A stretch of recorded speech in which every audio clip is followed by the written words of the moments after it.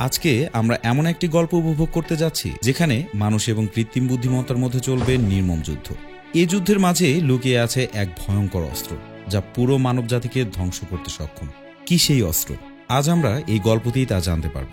সাধারণ এই মুভিটি 2023 সালে বহুল আলোচিত সায়েন্স ফিকশন একটি মুভি, যেখানে প্রযুক্তি আর মানবতার দ্বন্দ্বের মধ্যে তুলে ধরা হয়েছে অসাধারণ ইফেক্ট আর খুবই স্পর্শকাতর কিছু দৃশ্য। তো বন্ধুরা, চলো শুরু করা যাক আজকের এই সুন্দর গল্পটি। And welcome to my channel movie network. মুভিটির গল্প মূলত 2065 সালের উপর নির্ভর করে লেখা হয়েছে, যেখানে দেখতে পারি ইউএসএর যুদ্ধ চলছে। যদি আমরা তার 10 বছর আগের ঘটনা দেখি তাহলে দেখতে পারি ওই যুগে এমন এক সময় আসে যেখানে এআই, সিভিল লাইন, সাইবর্গ সবাই মিলে একই সাথে বসবাস করতে শুরু করে। ঘটনা এমন পর্যায়ে পৌঁছায় যে মানুষের সব সমস্যা সমাধান করত রোবট। এআই এমন পর্যায়ে পৌঁছে যায় যে সে সময় কোনটা মানুষ আর কোনটা রোবট এর মধ্যে কোনো পার্থক্যই খুঁজে পাওয়া যেত না। কোনো জায়গাতে তো রোবটদেরকেই বড় বড় স্থান দিয়ে রাখা হতো। এমনকি এআই এতটাই পাওয়ারফুল ছিল যে তারা মানুষের কাজকে সহজ করার পাশাপাশি বাচ্চা পর্যন্ত জন্ম দিতে পারত। এজন্য বিজ্ঞানীরা রোবট সমাজকে ভালোভাবে প্রোটেক্ট করার চিন্তা করে। কিন্তু গল্পের এক টার্নিং পয়েন্ট চলে আসে, যেটা কিনা শুধুমাত্র নিউক্লিয়ার বোমের কারণে। এর কারণে অনেক মানুষের জীবন চলে যায়, আর এরপরই এই ঘটনার সকল দোষী এআই এর উপরে চলে আসে, যার ফলে সেখানকার বিজ্ঞানীরা এআইকে পুরোপুরি ব্যান করে দেয়। এই শহরের লিডার পণ করে নেয় যে সব মানুষ হত্যার সে বদলা নিবে, যার কারণে সে সকল প্রকার রোবটকেই ধ্বংস করার কাজে লেগে পড়ে। এইসব রোবট ধ্বংস করার জন্য তারা মহাকাশে নোম্যাড নামের একটি স্টেশন তৈরি করে। কিছুদিনের মধ্যেই আমরা দেখতে পারি যে বেশিরভাগ রোবটই তারা ধ্বংস করে ফেলেছে। তবে সমস্যা একটাই, এখনো পর্যন্ত নিউ এশিয়ার দেশগুলো এসব এআই এর সাথে বসবাস করে যাচ্ছে। সেখানে আমরা দেখতে পারি জোশুয়া এবং মায়া দুজনেই একসাথে বসবাস করছে। তাদের প্রথম সন্তান নিয়ে তারা চিন্তায় ছিল। একটু গভীরে গেলেই আমরা দেখতে পারি মায়া শুরু থেকেই এআই দ্বারা বড় হচ্ছে। এজন্য তাকে আমরা মানুষ এবং এআই এর এক মিশ্রণ বলতে পারি। ঠিক এই সময়ে কিছু রোবট একজন আমেরিকান মিলিটারিকে সেখানে ধরে নিয়ে আসে আর উড়াধুরা তাকে পেটাতে থাকে। কিন্তু তার সেখানে আসার কোনো উদ্দেশ্যই আমরা জানতে পারি না। তখন সেখানে রোবটের ক্যাপ্টেন আসে আর সবাইকে বলে, আমেরিকান সোলজাররা আমাদের ঠিকানা পেয়ে গেছে, আমাদের এখনই এখান থেকে পালাতে হবে। সবাই তখন বোটে উঠে যায়, আর সে সময় মায়া বুঝতে পারে জোশুয়া একজন আমেরিকান গোপন এজেন্ট। সে মায়াকে বিয়ে করেছে সকল রোবট নির্মাতাকে হত্যা করার জন্য, কারণ মায়া সেই প্রধান নির্মাতার মেয়ে ছিল। মায়া এই কথা বুঝতে পেরে জোশুয়ার দিকে বন্দুক তাক করে বসে, কিন্তু তাকে প্রচণ্ড ভালোবাসত বলে তাকে হত্যা করতে পারে না। সে রীতিমতো তাকে ছেড়ে সকল রোবটের সাথে নৌকায় গিয়ে বসে। ঠিক সে সময় আমেরিকার বানানো সেই স্টেশনটি তাদেরকে ইন্ডিকেট করে নিউক্লিয়ার বোম্বিং করে। এটাই সেই স্টেশন যে স্টেশনটি দিনের পর দিন রোবট ধ্বংস করে আসছিল। এই নিউক্লিয়ার বোমের কারণে মায়াসহ সকল রোবট ধ্বংস হয়ে যায়, যা দেখে জোশুয়া পুরোপুরি ভেঙে পড়ে।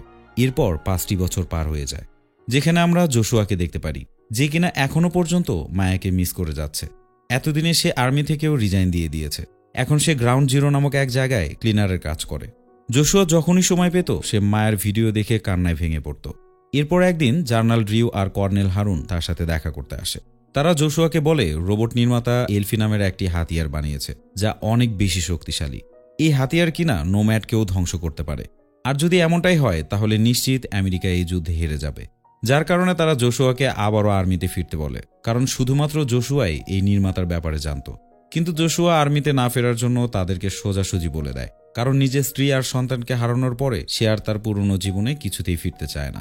ঠিক তখনই কর্নেল হারুন জোশুয়াকে একটা ভিডিও দেখায়, যেখানে দেখা যায় মায়া এখনো পর্যন্ত বেঁচে আছে, কিন্তু সে এখন কোথায় আছে সেটা বোঝার কোনো উপায় ছিল না। কর্নেল তাকে বলে, আমরা আবারও মায়াকে খুঁজে বের করতে পারি, কিন্তু তার জন্য তোমাকে আর্মিতে ফিরতে হবে। যার কারণে জোশুয়া মায়াকে ফিরে পাওয়ার জন্য এই অফারে রাজি হয়ে যায়। পরের সিনে আমরা দেখতে পারি আমেরিকান আর্মি টিম নিউ এশিয়ার দিকে যাচ্ছিল। রাস্তায় কর্নেল বাকি সবার সাথে একটি প্ল্যান নিয়ে কথা বলছিল। একটু পরেই তারা গন্তব্যে পৌঁছে যায়। তাদের এখানে আসার প্রধান উদ্দেশ্য ছিল সেই জায়গাটি খুঁজে বের করা, যেখানে নির্মাতারা রোবট তৈরি করছিল। কিন্তু অনেক খোঁজাখুঁজি করার পরেও তারা ল্যাবটি কোনোভাবেই খুঁজে পাচ্ছিল না। জোশুয়া তখন তাদেরকে বলে ল্যাবটি অবশ্যই আন্ডারগ্রাউন্ডে তৈরি করা হয়েছে, যেন কেউ চাইলেই সেই ল্যাবটিকে খুঁজে বের করতে না পারে। মিলিটারির কমান্ডার তখন গ্রামের এক মহিলাকে জিজ্ঞাসা করে ল্যাবে যাওয়ার রাস্তা কোথায়। মহিলাটি কোনোভাবেই তাদের প্রশ্নের উত্তর দিচ্ছিল না।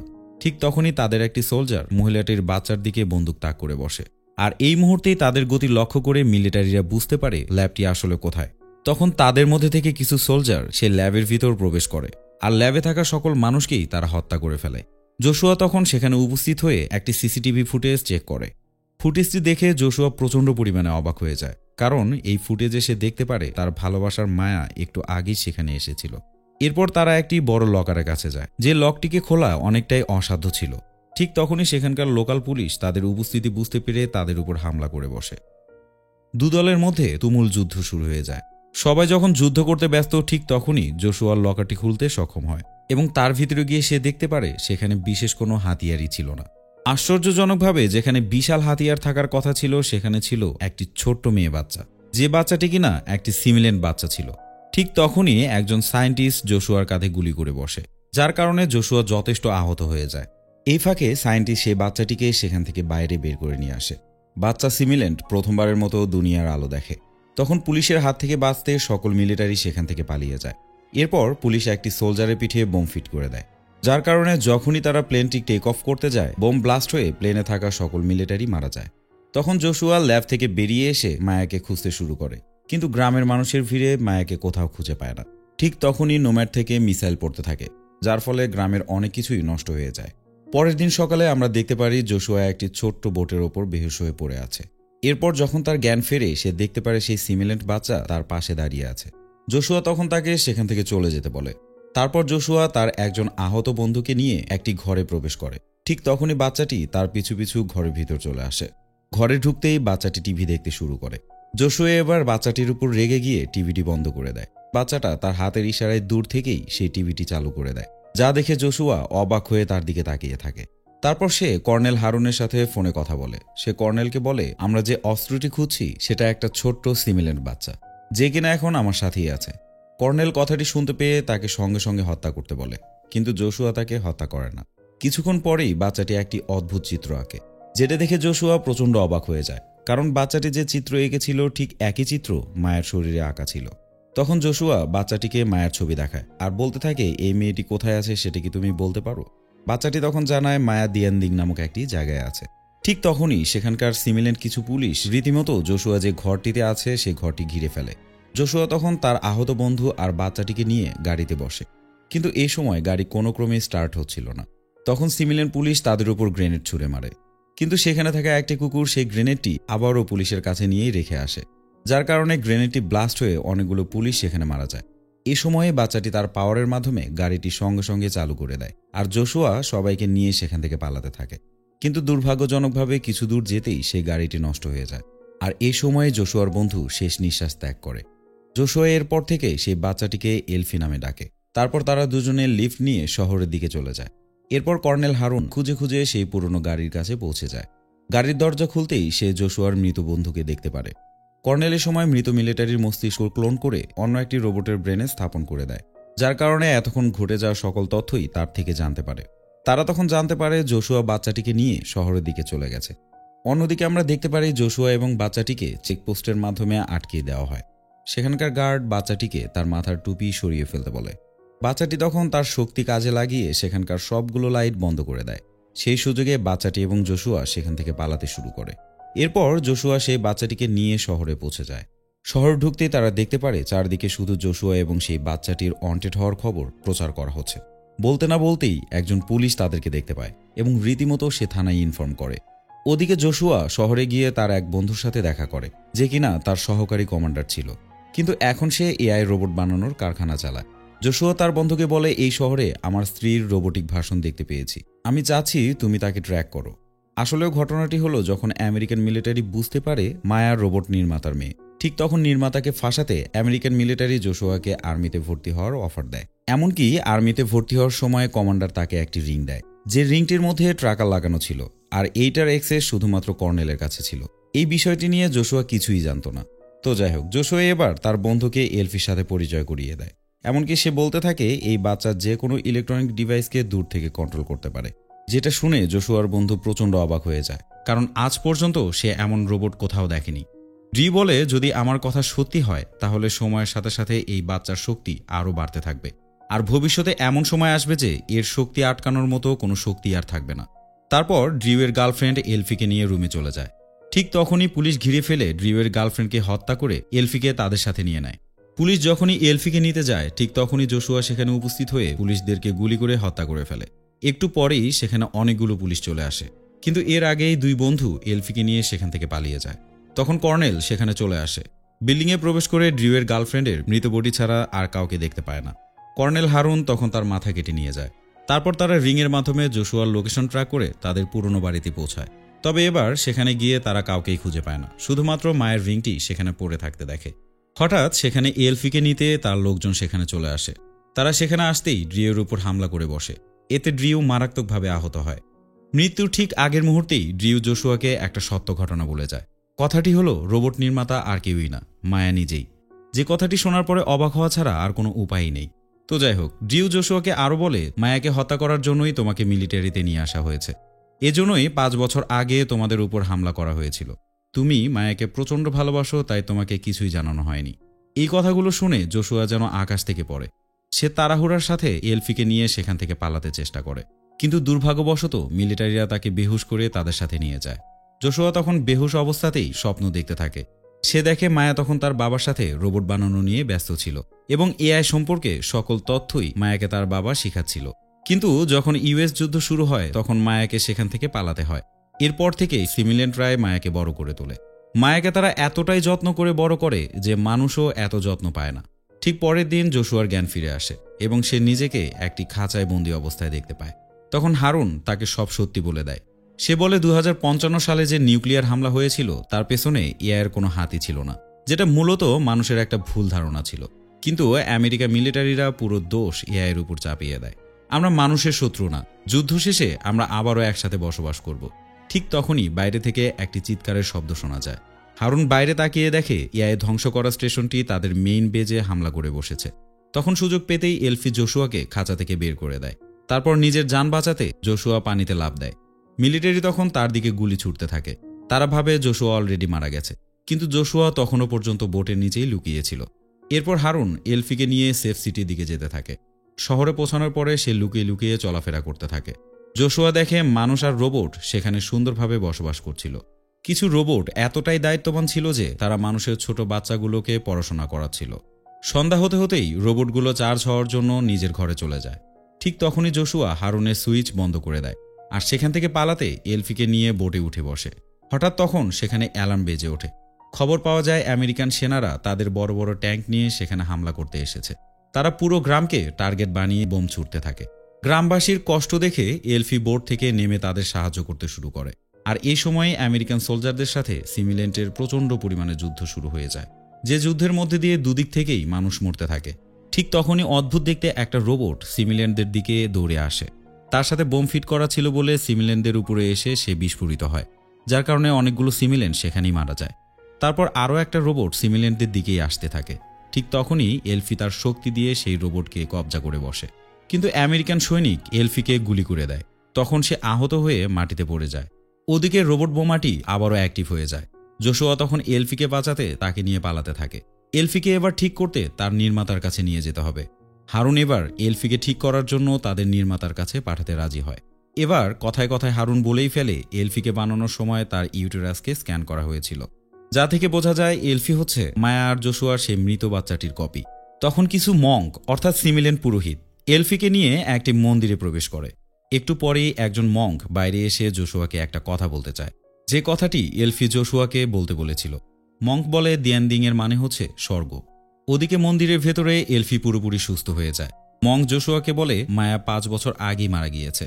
তারপর হারুন তাকে মৃত অবস্থায় এখানে নিয়ে আসে। মায়া মূলত এখন মেশিনের সাহায্যে বেঁচে আছে। মায়ার এমন অবস্থা দেখে জোশুয়া কান্নায় ভেঙে পড়ে। সে নিজের ভুল খুব ভালোভাবেই বুঝতে পারে, আর এই সব কিছুর জন্য জোশুয়া মায়ের কাছে বারবার ক্ষমা চেতে থাকে। আর এর কিছুক্ষণ পরেই সেই মেশিনটি বন্ধ করে দিয়ে মায়াকে চিরতরে বিদায় জানায়। সে সময় আমেরিকান সেনা সেখানে এসেই সবাইকে মারতে শুরু করে। কর্নেল হারুন জোশুয়ার দিকে বন্দুক তাক করে এলফিকে ফিরিয়ে দিতে বলে। হারুন তখন মায়ের কনসিয়াসনেসকে একটা চিপের মধ্যে নিয়ে নেয়। জোশুয়া তখন পিছন থেকে তাকে গুলি করে দেয়। কর্নেল সহ 2 সেনা সেখানে মারা যায়। তারপরে জোশুয়া ওই চিপ আর এলফিকে নিয়ে সেখান থেকে পালিয়ে যায়, কিন্তু আমেরিকান সোলজাররা তাদেরকে আবারও বন্দি করে সাথে নিয়ে যায়।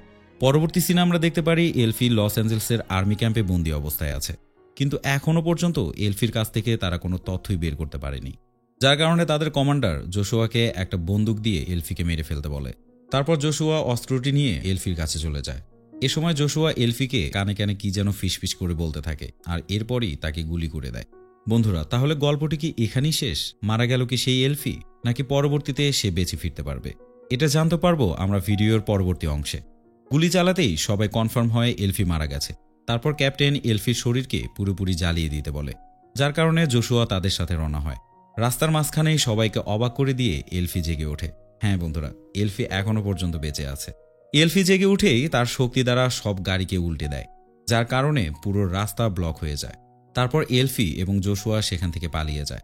সেখানে গিয়ে এলফি তার শক্তি দ্বারা পুরো বোর্ডিং মেশিনটি হ্যাক করে নেয়, যার ফলে তারা এগিয়ে যাওয়ার পারমিশন পেয়ে যায়। তারপরেই তারা প্লেনটি নিয়ে নোম্যাডের দিকে যেতে থাকে, কারণ তাদের উদ্দেশ্য ছিল নোম্যাডকে ধ্বংস করা, আর নোম্যাডকে ধ্বংস করলেই হাজার হাজার সিভিলিয়ানকে বেঁচে রাখা সম্ভব। জার্নাল এন্ড্রিউ তখন প্লেনটিকে ফিরিয়ে আনতে বলে, কিন্তু এলফি তার পাওয়ারকে কাজে লাগিয়ে প্লেনকে নোম্যাডের দিকে নিয়ে যায়। সেখানে পৌঁছানোর পর সকল সিভিলিয়ান প্লেন থেকে নেমে যায়। তখন সেখানে থাকা গার্ড তাদেরকে আটকানোর চেষ্টা করে। জোশুয়া তখন তাদের আকাশ থেকে নিচে ফেলে দেয়। তখন এন্ড্রিউ রোবট এরিয়াতে আবারও বোম ফালানোর জন্য নোম্যাডকে প্রস্তুত করতে থাকে। ঠিক তখনই জোশুয়া এলফিকে মায়ার চিপটি দিয়ে দেয়। এলফি মায়ার চিপ নিয়ে কন্ট্রোল রুমে চলে যায়, আর তার পাওয়ার দিয়ে সকল মিসাইলকে নিজের কন্ট্রোলে নিয়ে আসে। জোশুয়া তখন নোম্যাডকে ধ্বংস করতে তার ভেতরে বোম সেট করে দেয়, যেটা কিনা 10 মিনিটের মধ্যেই বিস্ফোরিত হবে। তখন এলফি ফিরে আসার সময় ভুল করে অন্য একটি রুমে চলে যায়। সেখানে সে মায়ের মৃতদেহ দেখতে পারে। তারপর মায়ের চিপটি সেখানে ফিট করে দেয়। সে খুব ভালো করেই জানতো আসল মায়াকে তো আর খুঁজে পাওয়া সম্ভব না, কিন্তু তার সিমিলেন্টকেও যদি সে বাঁচিয়ে নিতে পারে তাহলে হয়তো তার ফিলটা মায়ের মধ্যেই পাবে। তো এরপর এলফি দৌড়ে জোশুয়ার কাছে চলে যায়। সেখানে গিয়ে সে দেখতে পারে অক্সিজেনের অভাবে সে সেখানেই অজ্ঞান হয়ে পড়ে আছে, যার ফলে এলফি তাকে অক্সিজেনযুক্ত রুমে নিয়ে যায়। তারপর সেখান থেকে চলে যেতে সে ইমার্জেন্সি ক্যাপসুল রেডি করে।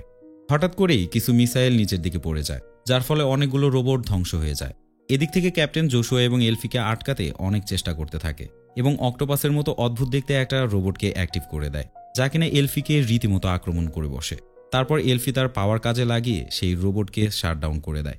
কিন্তু যে রুমে এলফি ছিল তার দরজা বন্ধ হয়ে যায়, যেটা খোলার জন্য জোশুয়া সর্বোচ্চ চেষ্টা করতে থাকে, কিন্তু সে দরজা খুলতেই পারে না।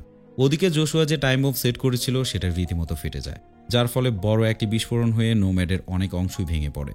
সাথে সাথে পুরো নোম্যাডটি ডিঅ্যাক্টিভ হয়ে যায়, এমনকি যে 3টি মিসাইল মাটির দিকে এসেছিল সেগুলো ডিঅ্যাক্টিভ হয়ে যায়।